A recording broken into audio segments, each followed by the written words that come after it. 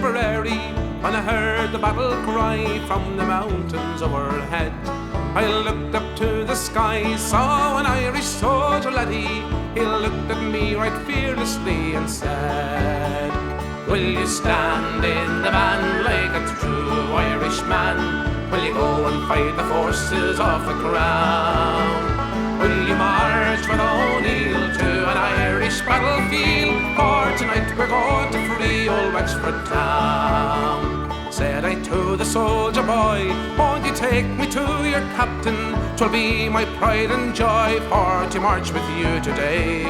My brother fell at Cork and my son at Enniscorthy, and to the noble captain I did say, I will stand in the van like a true Irishman.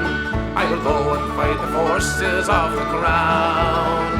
I will march with O'Neill to an Irish battlefield, for tonight we're going to free old Wexford town."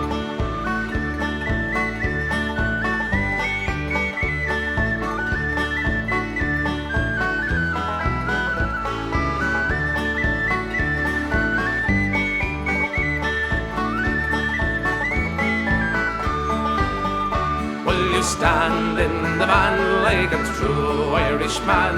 Will you go and fight the forces of the crown? Will you march with O'Neill to an Irish battlefield? For tonight we're going to free old Wexford town. As we march back from the field in the shadow of the evening, with our banners flying low to the memory of the dead, we returned unto our homes, but without our soldier laddie.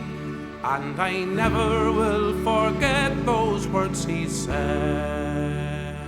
Will you stand in the van like a true Irishman?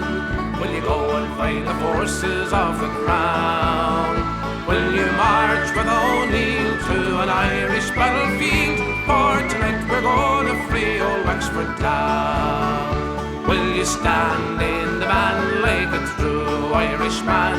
Will you go and fight the forces of the crown?